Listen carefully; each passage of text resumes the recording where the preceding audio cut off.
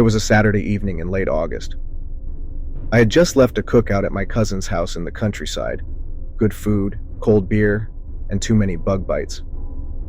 The sun had dipped below the tree line, and that warm, golden summer haze had turned into humid shadows. Everyone else was staying the night. I had work the next morning, so I headed out alone around 9:30. I remember the conversation at the grill earlier that day, my cousin warning me to take the highway back instead of cutting through Old Brook Road.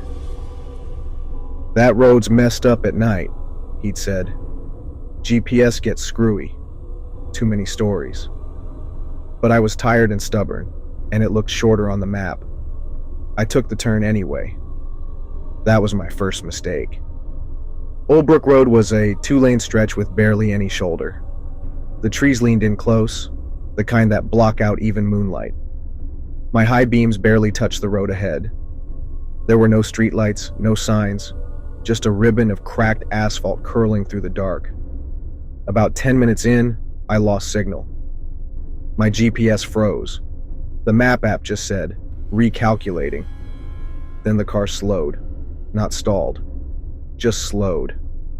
Like I was suddenly pushing through something heavier. Then air. The woods were too quiet. No bugs. No wind. Then I saw it. A figure. Standing by the side of the road. It was a man, or I thought it was. Tall. Lanky. Wearing a hoodie, but I couldn't see his face. I slowed instinctively, thinking maybe he needed help. That was my second mistake. As I passed, he turned slightly, not to wave or ask for a ride, just to watch. His head followed the car, like it was on a swivel. No movement otherwise. I sped up. My rearview mirror was black. No headlights, no figure, nothing. A mile later, my dashboard flickered. All the lights, the radio, the AC, and then the engine died. I coasted to a stop, dead silence. The trees pressed in on all sides like a throat closing. I reached for my phone. No bars. I tried to crank the engine again. Nothing. Then something knocked, from under the car. Hard. Once. Then again. Like something crawling beneath me. I locked the doors and held my breath. That's when I saw the second figure, in the tree line just behind the fogged glass. Not walking. Gliding. Same hoodie. Same height. I couldn't see a face, just the glint of something in its hands. I snapped, put the car in neutral and cranked it with everything I had. Miraculously, it started. The dashboard blinked back to life. I peeled off down the road, tires screaming. That's when I realized the pavement had changed. It wasn't cracked anymore.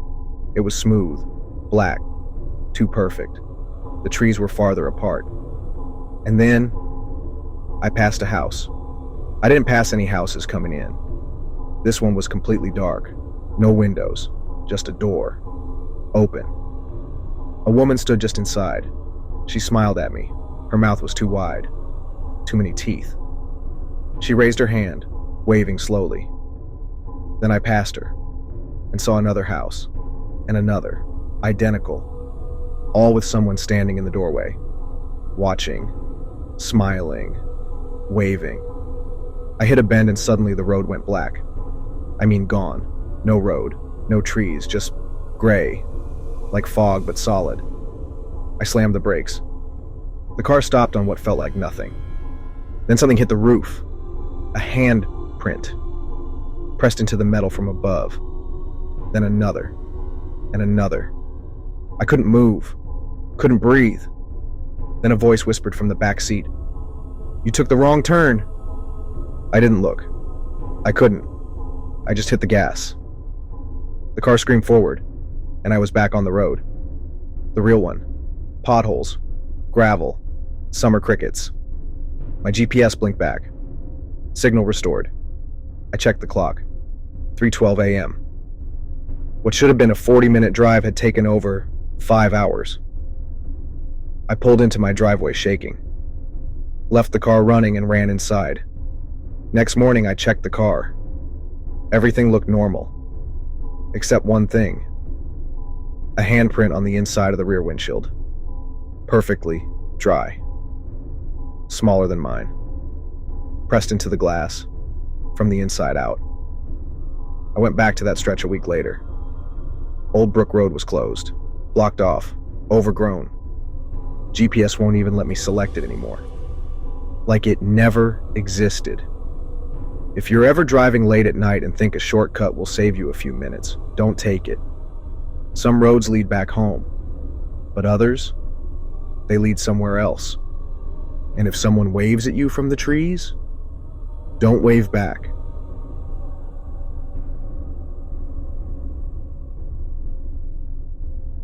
It was fall break, and I had driven upstate to visit my older brother, Matt.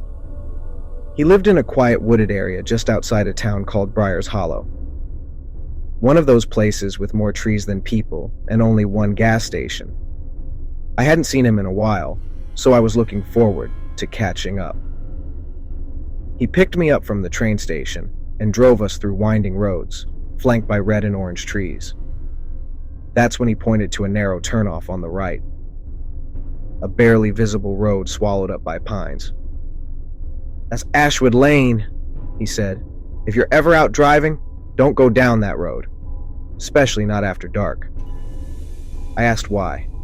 He just tightened his grip on the wheel and said, "People don't come back the same." I laughed. Thought he was messing with me, but his face was dead serious. That night we hung out, had pizza, watched movies, nothing unusual. I borrowed his car to grab some snacks around 9:30 p.m. He told me again, "Stick to the main road. GPS might reroute you. Don't follow it if it says Ashwood." Of course, halfway to the store, my phone buzzed. Rerouting. Turn right onto Ashwood Lane. I paused. It would cut 10 minutes off the trip. The trees looked peaceful, quiet. So I took it. That was my first mistake. Ashwood Lane was barely a road. Dirt, uneven, lined with trees that seemed to lean in too close, like they were watching. I turned down the music and focused. Then my phone buzzed again. No service. Great. The road twisted tighter. The air felt heavier. That's when I noticed. There were no other cars, no lights, no animals, just the crunch of gravel under my tires. And then, I saw someone standing in the middle of the road. It was a man. No flashlight, no jacket, just jeans and a white t-shirt, standing barefoot with his head tilted. I slowed down, heart racing. He didn't move. I rolled down the window a crack. "Hey, are you okay?" No answer. He stepped forward. I slammed the gear into reverse. As I backed up, my headlights swept across the woods and lit up 5 more people, standing just beyond the trees, all barefoot, all staring. I turned the car and peeled out, but Ashwood Lane didn't end. I drove 10 minutes, then 20. Still trees, still dirt, still no turnoffs. Then something even worse. The man from before stepped into the road again. Same spot, same expression, as if I'd never left. This time I didn't stop. I drove straight through him. Except when I looked back, there was no body. But my windshield had a crack, right where his face would have hit. That's when I noticed something else.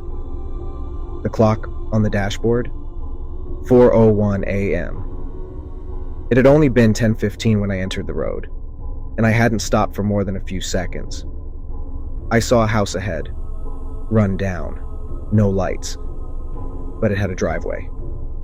I pulled in, heart thudding. Figured I'd at least turn around, maybe find a signal. The house looked abandoned. Windows boarded, door ajar. Then I saw a mirror propped against the porch. In it, I saw myself. But my reflection wasn't matching my movements. I froze. In the mirror, I was smiling. Slow, too wide. And something behind me was getting closer. I didn't look back. I just floored it. Tore out of the driveway. Back down Ashwood. The trees seemed closer now, tighter. I passed the same man in the road again, except now he was smiling too. And my reflection in the rear view? It wasn't me anymore. I finally saw the main road ahead. Paved. Real. I burst through the tree line like breaking the surface of water. My phone buzzed. Signal restored. 6:18 a.m. I drove back to my brother's house in silence. He was waiting on the porch when I pulled in. His face went pale when he saw me. "You went down Ashwood?" I nodded. He didn't ask anything else, just said, "You need to sleep. But if you hear anything whispering tonight, don't answer it. And if you look in the mirror, don't look too long." I took a shower before bed. When I stepped out, the mirror was fogged, except for one clear spot. A perfect oval, and in it, a mouth, smiling. Not mine. I left the next day. I haven't seen my brother since. He won't answer texts. The town's website says the entire area was evacuated after infrastructure issues. But sometimes, when I'm driving home late at night, my GPS reroutes me. Turn right onto Ashwood Lane. I never do. Not anymore. Because whatever I saw in that mirror, it's still waiting for me to come back.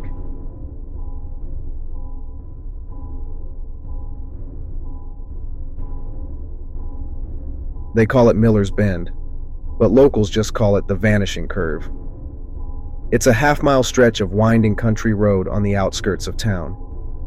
Two faded yellow lines, no guardrails, and trees so tall they blot out the moon. It's not marked on most maps, not anymore. People around here say old folks disappear there. Literally just gone. No wrecks, no bodies. Just an empty car at the edge of the bend, still idling, doors open, maybe a cane or a hearing aid left behind. Nothing else. And every time, the person was over 70. It happened to my uncle, and that's why I went out there. Uncle Walter was 81, fit for his age, still walked everywhere, mowed his own lawn, didn't even take aspirin. One Saturday morning, he left to get a haircut. Never came back. They found his car at Miller's Bend, pulled safely to the side, engine running, driver's door open, no signs of struggle, no blood, no tire marks. Just his favorite travel mug on the dash, still half full. He was the third disappearance in 6 months. I grew up hearing stories about the Bend. People say if you're old enough and you drive it alone, you might see someone waiting by the trees. Sometimes it's a stranger. Sometimes it's someone you lost. And if you look at them long enough, you get out of the car. And that's it. You're gone. I didn't buy into any of it. But Walter raised me. I had to understand what happened. So, one cloudy afternoon, I took his car. Same route, same time, same everything. I drove slowly, watching for signs, looking for logic. The GPS glitched near the bend. Signal dropped. Trees got denser. And then the road started to turn. Everything felt heavy. The air got warmer, but the dashboard temp didn't change. The trees seemed to move a little when I wasn't looking, like they were breathing. Then I saw it, a figure standing by the curve. Not on the road, just off it, in the brush. An old woman, wearing a blue nightgown and slippers, just standing there, staring at me. I slowed down, and for a second I understood. It was my grandmother. She died when I was 8, but I remembered that nightgown, those slippers. She opened her mouth to say something, but there was no sound, just a buzz, low and electrical, like a short circuit. Then the world twitched. The sky glitched. Everything went darker by a shade, and she was gone. I floored it, but the road didn't end. The bend just kept going. No signs, no side roads, trees leaning in tighter. Then I saw the second one. This time it was a man, elderly, sitting in a rocking chair in the middle of the woods. I swear I could hear the creak of it, even over the engine. Then the radio turned on. I hadn't touched it. White noise, then faint whispering, then a voice. "They get tired. They go where time can't find them." I ripped the battery connector from the stereo.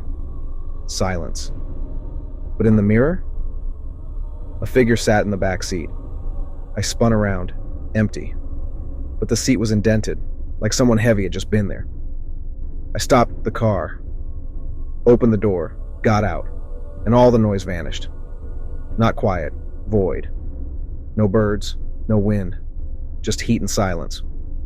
Then from behind a tree, my uncle stepped out. Alive, but wrong. His face looked stretched, like he'd forgotten how to smile properly. His eyes were too wide. He raised his hand slowly and pointed at the woods. "It's better there," he said. "No pain, no waiting, just rest." Something behind the trees moved. Slow and tall. Too tall. I stepped back, and Walter's voice dropped. "Don't go. They'll come for you next." The trees shook. I got in the car and hit reverse. But when I looked back, the bend was gone. Now the road was just one long stretch of black. And on either side, dozens of elderly people, all watching, all whispering. I drove until my gas tank hit empty. Ended up at a rest stop off the highway. Called my friend to pick me up. Never touched that car again. A week later, I got a letter. No return address. Inside was a photo of me from the bend, standing outside the car, smiling. But I never smiled. I never got out. At least I don't remember doing it. Miller's Bend is still there. Police don't investigate it anymore. People just stopped asking questions. It's not meant for the living, especially not the young. But if you're old and you feel tired, and the road feels warm beneath your wheels, don't stop. Don't look. And whatever you do, don't get out.